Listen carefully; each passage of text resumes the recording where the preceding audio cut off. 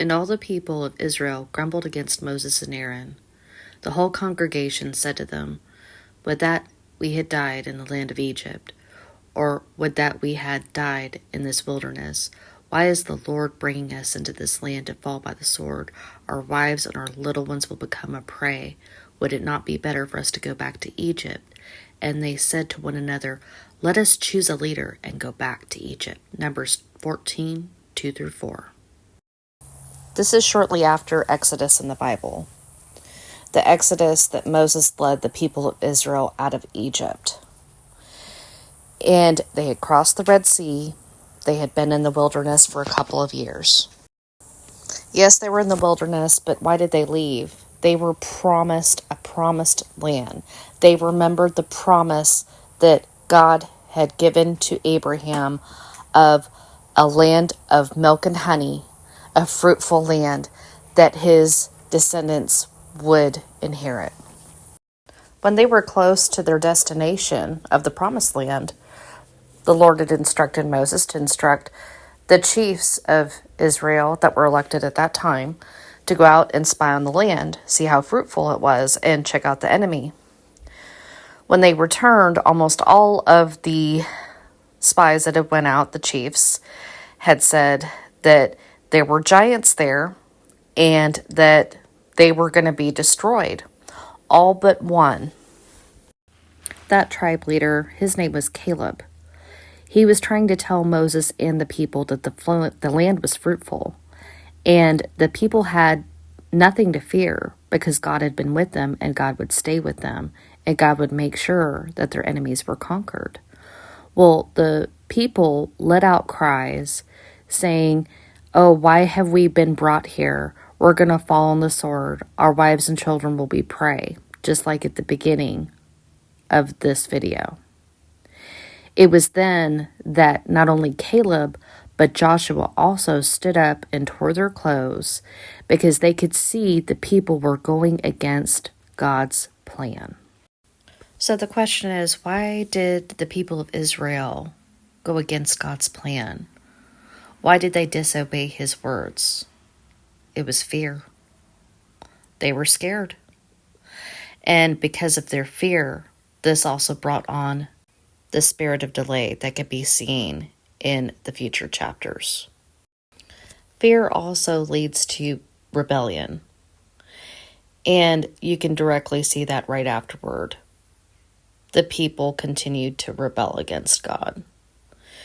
God said that they weren't ready to go to the promised land because obviously they're not going to listen to him.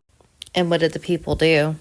These same people that were scared and everything else, because they knew they messed up, got up early in the morning and went up to the hilltop.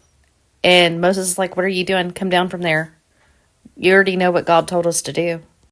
God told us to turn around and go back. We're supposed to head towards the Red Sea. What are you doing?" But they didn't listen to Moses. They rebelled even against Moses. And there are people with certain anointings in your life that you should listen to, whether they're parents, your husband. It's a whole orderly system here. But they rebelled. And what happened? Well, those people ran into the giants of the lands, and they were chased all the way back to Horeba, which is pretty far ways away. But look at how, even with that, look at how good God is. God could have struck them down immediately. He could have, because they didn't listen to him. They haven't been listening to him. They were outright rebelling. They outright rebelled against what Moses was telling them. But he was still good and he didn't strike them down. So a couple of things can be learned from this. That we should trust in God's plan, even if it sounds crazy to us at the time. Follow through with it. Have faith. Keep that faith. And if you have some sort of hierarchy, you go to church, you have a pastor, make sure you're listening to that pastor. You have parents trying to give you advice. Try to take that into consideration. You have a husband, same thing. And whenever you don't, out of fear it leaves that doorway open for the enemy to enter. And that's all it is the enemy entering. And before you know it, due to that fear, you are in rebellion. And then there is a spirit of delay. The people that cried out like they did, God told them they would never see the promised land. This is why the people of Israel wandered in the wilderness for 37 plus years after this. So what can we do to make sure that we're following God's plan? If you feel like you've got a calling, test it with the scripture, test it with prayer, and then do it.